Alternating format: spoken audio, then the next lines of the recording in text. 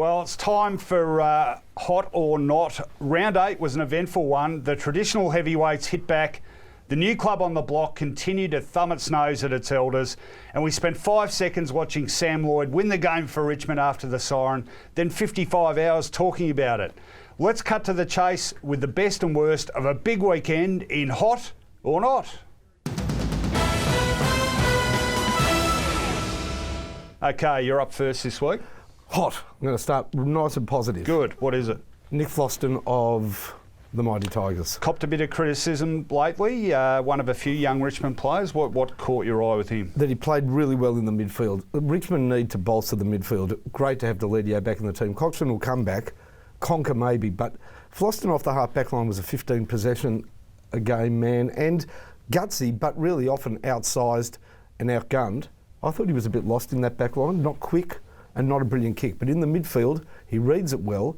An extra midfielder, and for Floston, a new pep in his step with a more achievable goal of getting possessions in the mid. Well, we've said consistently, haven't we, their capacity to improve really comes down to those younger guys. You mentioned Conker, Ellis is the other one, seemed to have plateaued a bit.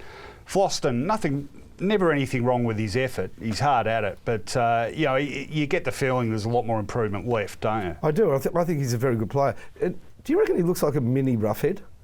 Have a look at him. He looks like a mini version of Jared Roughhead. Yeah, rough nut and bit of red hair going on. Good kid. Not attractive and easy on the eye like we ourselves, are, of course. Yes. Yeah. So my turn now. Following on from Nick Floston, good segue, is Richmond's last quarter. Now, great last quarter, 7-3. We'll see some footage here. It was their highest scoring quarter of the year.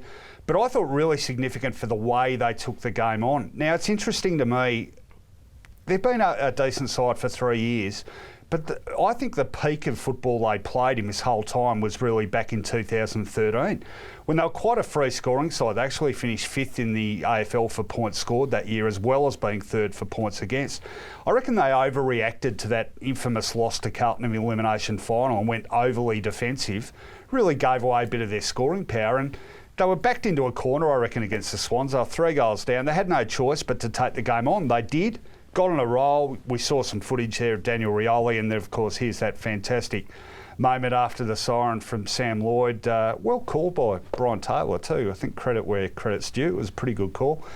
But that's the sort of footy, if Richmond continue to play, they can actually pick up some lost ground and match it with the better teams. A couple of points. A question for you. Had Lloyd missed that goal, not only would they be 1-7, but that would have been a heartbreaking loss missing after the siren. That surely would have been the end of the season, and you just wonder where it would have taken the club. That was such an important kick for the player, for the club, for the coach, for the coaching staff, and for the fans. Oh, absolutely. You've seen that before. You know, a side sort of has a heartbreaker loss and the bottom just falls out. So, no, I agree entirely. That kick could actually be the difference between them having a terrible season and still a reasonable one. And I don't think we're ever going to see footage again that we saw there of Griffiths being chased by Ted Richards, both over 6'4", wearing helmets. I mean, our special guest today holds a record, I think, for the tallest man in a helmet at the football. But to see two of them run was hilarious. I thought it was a lacrosse match or something going on for a minute. Okay, your turn. Okay, we're going for a not hot, and it's the GWS Giants crowd. Just over 8,000 in their thumping win against the Gold Coast. I know Gold Coast aren't a big pulling team, but GWS are playing magnificent football. A lot of those tickets are comped.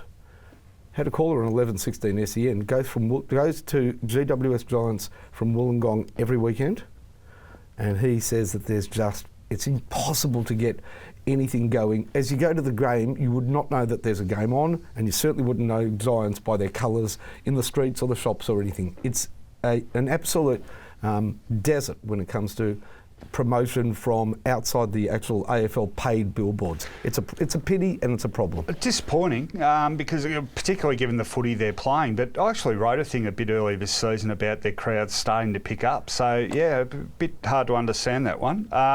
Second for me, it's a not, and it goes to the farcical end of the Melbourne Western Bulldogs game. I'm sure people might have seen it. A score review called for right as the last kick of the match went through. And we're seeing the end of the game here, and you'll just see Jeff Garlett rolls one through. There's a review called for by Chelsea Roffey. Goals given. Siren actually sounded. I don't know what the timekeepers were doing. Wanted to get out for a beer early, but call back, goes back to the centre, and then you have the spectre of Jordan Roughhead and Max Gawn standing there, flat-footed, knowing there's half a second left on the clock, and they basically just gave up. Big Maxi Gawn just thumped it away, got another hit out for the stats, but bizarre way to finish a game, and I'm not sure if it's anyone's fault particularly, but definitely a not. And we'll just, oh no, thought we were about to see it again. Yeah, just a little bit of common sense could have been applied there. It's, yes, percentage makes potentially some sort of difference, but the game's obviously about to end. Just make a decision. Goal umpires have been calling those ones for over 100 years, and all of a sudden they can't. Yeah. All right, last one. We'll have to zip through the last couple. No question about the scoring having been on the up and up, but 20 goals I think is a big score in football, always has been. Yep. We are at round 9, but after 8 rounds, 20 times we've seen teams kick 20 or more goals. Really? How's this? Last year at the same period, 11. The season before, 13. Gee. So it's an ode to everything the AFL has put in place to open the game up and create bigger scores, but 20 in... And every week there's been at least 2. Well, the Melbourne North game's the one that sticks in my mind. Well, of course, I mean, that was 21. Yeah, but every week at least 2 teams have scored above 20 goals. Good effort. Yep. Okay, I'll finish us off here. It's a hot on Mr. Positive this week, and it goes to Carlton coach Brendan Bolton. Early days yet, but he surely has to be a contender at this stage for Coach of the Year. We talked about him before, just given the lack of expectation. 15 list changes, that's a lot of new players to bring together. Coaching at AFL senior level for the first time. I mean, really, you can't get the odds stacked against the bloke any more than they've been stacked against him. And all year, even when they were losing their first 4, they were never less than competitive. You can see them improve every week. The skills, the decision-making, the, dare I say it, synchronicity between the parts of the team. And 4 wins in a row is exactly what they deserve. They play North Melbourne this week, who are undefeated. And it says plenty that a lot of people are thinking they're a serious chance to win. So well done, Brendan Bolton.